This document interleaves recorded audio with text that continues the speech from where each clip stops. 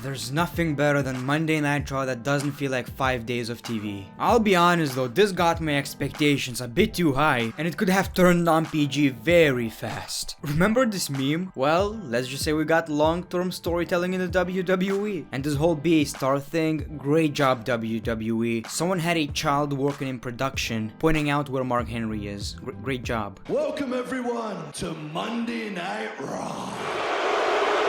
I don't know how many of you are going to disagree, but I honestly believe this was one of the best WWE Monday Night Raw shows of 2020. It wasn't painful, and I was surprised by how fast it flew by. Most of the matches felt really special. And also Lana. Yeah, we got Lana. Everything else though kind of felt special, and that is a very rare thing for Monday Night Raw. And of course, congrats Drew. We'll talk about that later, but let's start from the beginning of the show. Drew McIntyre welcomes everyone to Monday Night Raw. He hypes Survivor Series and says he's gonna claim our WWE Champion Randy Orton tonight. He says Roman Reigns doesn't need to worry about Randy Orton, it's gonna be Drew McIntyre versus Roman Reigns. He says Reigns has put himself on pedestal so high above everyone else and has his head shoved up his own ass. But that's all gonna end because on Sunday, Drew McIntyre is gonna humble him. And lately my man Randy Orton is a beast on the microphone. This was a great promo. Somehow he made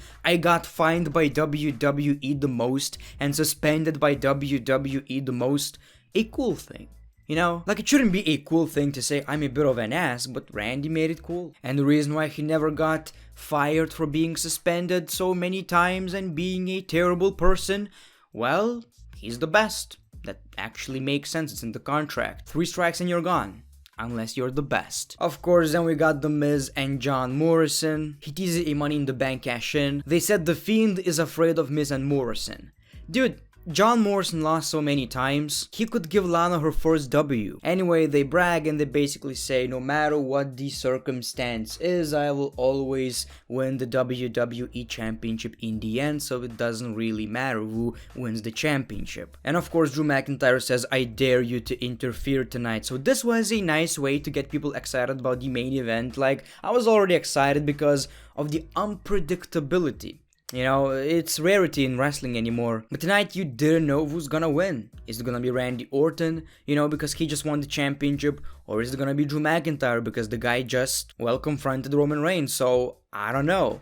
Well, one thing's for sure, this episode of Raw really felt special. Not great, but in my opinion, a pretty decent show. Lana says, I'm gonna be a good partner. I'll make sure to tag not like Randy Orton. And they say, please don't do that. You suck, Lana.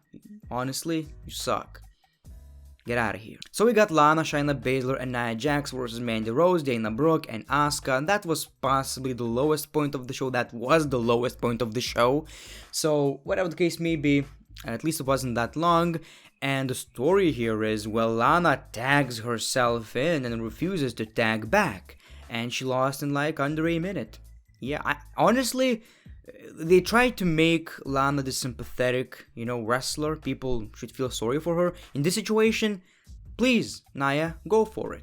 And that's what happened. She said, I'm proud of you. You earned my respect. Psych. Bam. Great job, Nia. For the first time ever, and the last time in your career, great job. We got a decent segment between the Raw team. So basically, AJ gives them shirts, which they didn't wear during tonight's match. Whatever, he says, you know what everybody hates? Retribution. And you're gonna face Retribution tonight on Monday Night Raw. They walk off, but Riddle comes back and he has a nickname in mind for AJ's bodyguard. Turns out, this man can talk. He was talking to Riddle, and AJ Styles had no idea. He says, I have so many questions. During the match, Mandy Rose got injured, and then we got Reckoning attacking Dana Brooke, so they're out. And they got replaced by Peyton Royce and Lacey Evans. We got Firefly Funhouse basically preparing for Bray Wyatt versus The Miz. He was supposed to spell Jackass, turns out it's spelled Miz. You get the point. We got Raw Tag Team Titles match. Cedric Alexander and Shelton Benjamin versus Kofi Kingston and Xavier Woods. What a match.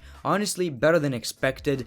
Now, I love the Hurt Business, you know, one of the best things about Monday Night Raw, and I really want to see Cedric and Shelton as tag team champions, but I was like, okay, maybe later, because now I really want to see the New Day versus the Street Profits, because it's a well, let's be fair, out of every tag team in the WWE, that's a dream match. You know, very similar, very great wrestlers, and I really want to see that babyfaces versus babyfaces, no shenanigans. I really want to see that match, so thankfully they won. They retained the Raw Tag Team Championships, and we are getting this match, thank God. Sheamus catches up with Drew McIntyre backstage, and he says he found something that belongs to Drew. And it was basically a different wrestling gear. I guess it's an old Drew McIntyre gear or something. I honestly don't know. So, you know, we got Retribution versus Team Raw, Riddle, Keith Lee, Sheamus, and Braun Strowman. And it's the same old story. They can't get along. Well, during the first half of the match, they actually did.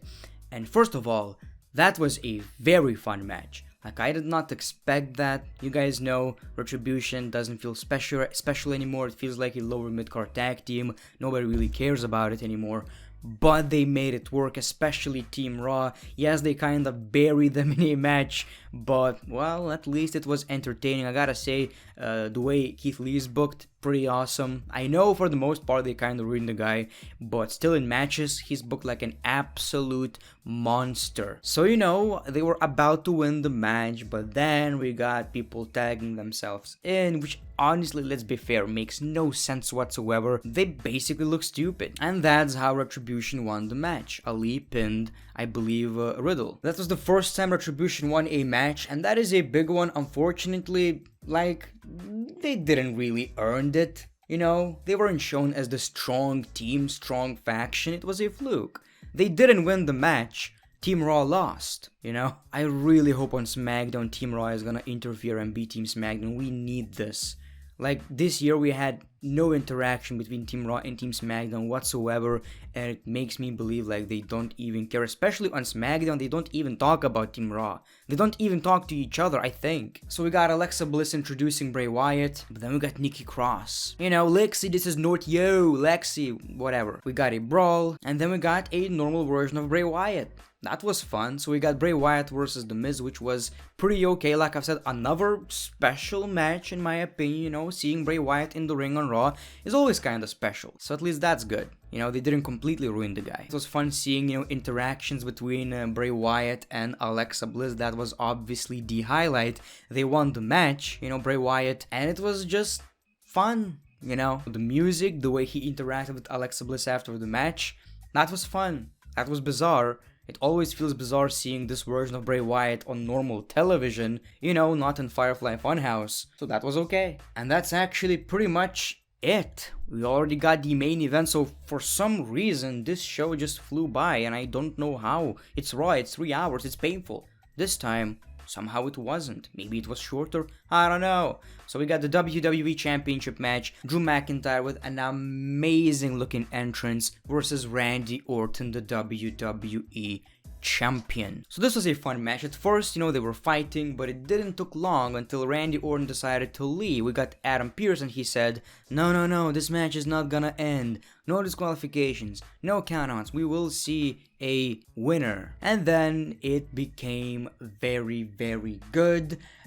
Great match, one of the best matches they had. Some would say it was the best, which I would find hard to argue with. Very unpredictable. I was really excited about it, and they kept saying it's a WrestleMania-worthy main event. Come on, just tone it down a bit. You know, we already seen that match 60 times. It's no longer a WrestleMania-worthy match.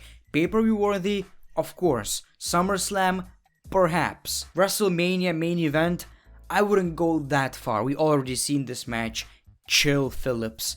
Chill. And Drew McIntyre took the W, won the WWE Championship, and we're getting Drew McIntyre versus Roman Reigns instead, which is a bittersweet because, yes, I really want to see that match right now, but I also really wanted to see Randy Orton versus Roman Reigns. Survivor Series champion versus champion matches always feel special. Take a look at AJ Styles versus Brock Lesnar. Take a look at Brock Lesnar versus Daniel Bryan, one of the greatest wrestling matches of all time. So hopefully they can continue this tradition and, well, give us a great champion versus champion match. It's kind of a shame though that we're not seeing anything between Raw and SmackDown, you know, Survivor Series teams. So Raw was okay, surprisingly. 2020 is really crazy. The great one, peace, love and hugs. It's been a pleasure.